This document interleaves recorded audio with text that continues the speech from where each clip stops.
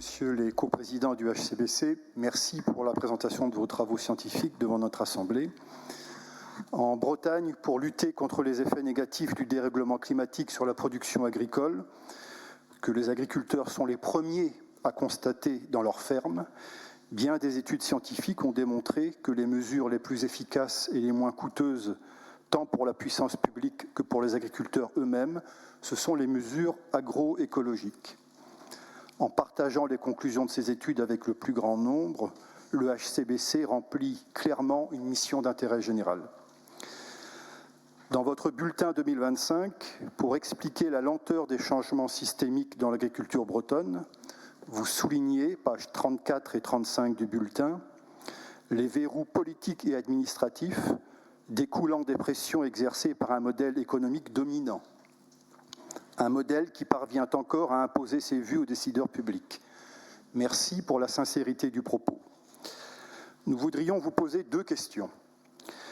Le HCBC propose-t-il ses services aux établissements où se forment les agronomes de demain, les établissements où se forment les agricultrices et agriculteurs de demain? Êtes-vous invité à intervenir dans les lycées agricoles, qu'ils soient publics ou privés, auprès des jeunes en formation, mais aussi auprès de ceux qui les forment? Seconde question. Parmi les orientations que vous prenez, il y a la diversification végétale. Vous évoquez aussi les matériaux agro-sourcés. Avec l'Institut de recherche du Puy-de-Dôme qui est hébergé par l'UBS, la Bretagne dispose d'un laboratoire spécialisé dans les matériaux biocomposites. Depuis quelques années, la Bretagne connaît un retour en grâce de cultures qui ont longtemps fait sa richesse. Je veux parler du lin et du chanvre.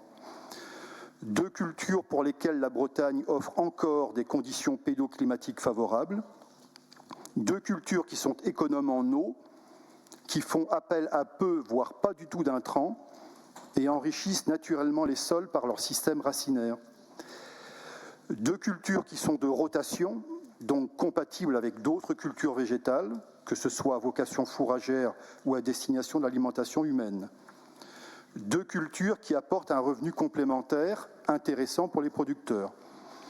Deux cultures aussi qui offrent un éventail de débouchés sans équivalent. Nutrition, cosmétiques, textiles, construction. Et par leur transformation, des opportunités de réindustrialisation et de relocalisation des achats. Ne serait-il pas utile d'étudier l'impact que pourrait avoir l'organisation en Bretagne d'une filière complète du lin et du chanvre, c'est-à-dire de la mise en culture aux produits manufacturés, sur l'évolution du bilan carbone de la Bretagne, et quand je dis bilan carbone de la Bretagne, y compris les émissions qui se rattachent à nos importations de matières premières et de produits manufacturés. Qu'en pensez-vous ?